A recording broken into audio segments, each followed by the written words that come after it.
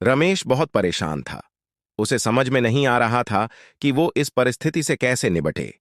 वो अपनी मां को बहुत चाहता था, किंतु उसकी पत्नी और बच्चे उसकी मां से बहुत दूर भागते थे, क्योंकि उसकी मां की एक आंख नहीं थी।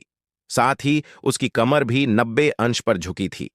वैसे वह अपना काम सब खुद कर लेती है, किंतु फिर भी वो उसकी पत्नी और बच्चों के लिए हमेशा खटकती है। दादी, आप ऊपर के कमरे में जाओ, मेरे दोस्त आ रहे हैं। रमेश के बेटे सोनू ने बड़े बेरुखी से कहा। पर बेटा, मैं तो यहां बहुत दूर बैठी हूं। रमेश की मां ने बहुत प्यार से कहा। नहीं, आप उनके सामने मत रहो, वो मुझे चिढ़ाते हैं, सोनू ने जोर से डांटते हुए कहा। क्या हुआ सोनू, क्यों चिल्ला रहे हो? रमेश की पत्नी रोशनी ने किचन से ही आवाज लगाई। देखो ना मां, ये दादी यहीं ड्राइंग रूम में बैठी हैं और मेरे दोस्त आ रहे हैं, सोनू ने शिकायत भरे लहजे में कहा। मां जी, आप ऊपर चली जाओ, क्यों हम लोगों को लजवाती हो? रोशनी ने बेटे का पक्ष लेते हुए कहा। बेचारी सुमित्रा चुपचाप उठकर जीने के सहारे ऊपर जाने लगी। कमर झुकी होने के कारण उन्हें ऊपर चढ़ने में बहुत परेशानी हो रही थी, किंतु वो पूरी ताकत से ऊपर के एक अकेले कोने वाले कमरे में जाकर बैठ गईं। रमेश बाजू के कमरे से सब सुन रहा था। उसे कष्ट हो रहा था कि उसकी मां को अपमानित होना पड़ रहा है, किंतु वो असहाय था। अगर वो कुछ कहता है तो पत्नी और बच्चे उसका विरोध करने लगते हैं। दूसरे उनके तर्क भी सही लगते हैं।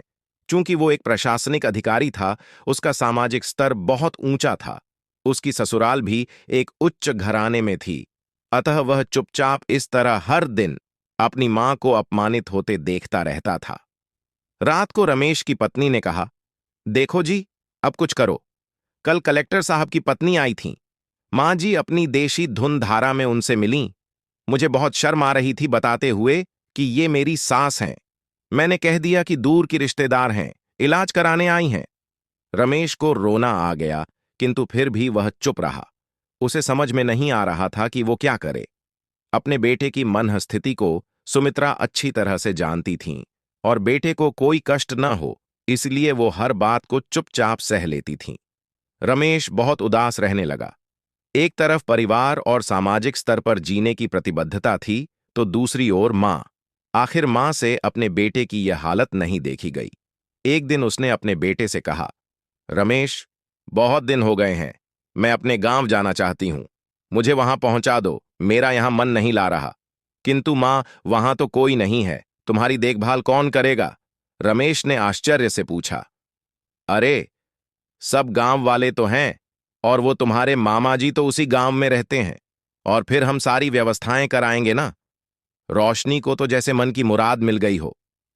हां बेटा, बहू सही कह रही है, सुमित्रा ने लंबी सांस लेते हुए कहा।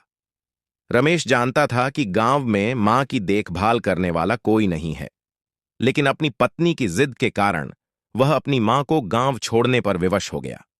मां को गांव छोड़कर आते वक्त उसे रोना आ रहा था, तथा अपनी बेबसी पर गुस्सा भी आ रहा था, किंतु परिवार, पत्नी और समाज ने उसके इन मनोभावों को दबा दिया, और वो सुकून सा महसूस करने लगा।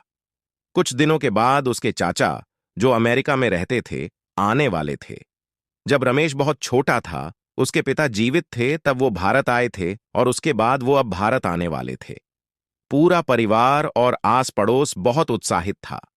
अमेरिका से रमेश के डॉक्टर चाचा आ रहे थे। डॉक्टर कमल ने जैसे ही घर में कदम रखा, सबने मिलकर बहुत उत्साह से उनका स्वागत किया। क्यों रमेश भाभी नहीं दिख रही, कहाँ हैं? डॉक्टर कमल ने उत्सुकतापूर्वक पूछा।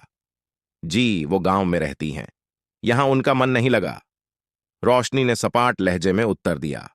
डॉक्टर कमल ने रमेश की ओर देखा तो रमेश ने अपनी आंखें झुका लीं। डॉक्टर कमल सब समझ गए।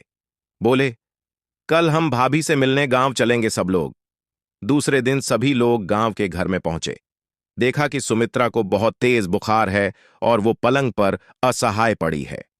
डॉक्टर कमल दौड़कर सुमित्रा के पास गए, उनके पैर छूकर रोने लगे। सुमित्रा की ये हालत उनकी कल्पना से परे थी। वाह बेटा रमेश, तूने तो नाम उजागर कर दिया। अपनी मां की ये हालत देखकर तुझे तो शर्म भी नहीं आ रही होगी, डॉक्टर कमल ने रमेश को लगभग डांटते हुए कहा। नहीं देवर जी, रमेश का कोई दोष नहीं है, मैं खुद गांव आई थी। सुमित्रा ने अपने बेटे का बचाव किया। मुझे सब पता चल गया भाभी, आप चुप रहो। क्यों बहू, तुम्हें अपनी सास की कुरूपता पसंद नहीं है? समाज में तुम्हें नीचा देखना पड़ता है ना? डॉक्टर कमल ने रोशनी की ओर व्यंग्य से देखा।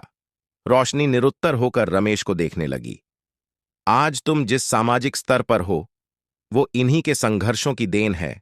और बेटा रमेश, तुम्हें शायद मालूम न हो कि बचपन में जब तुम 1 साल के थे, तब छत से नीचे गिरने के कारण तुम्हारी एक आंख फूट गई थी और तुम्हारी रीढ़ की हड्डी में भी समस्या थी।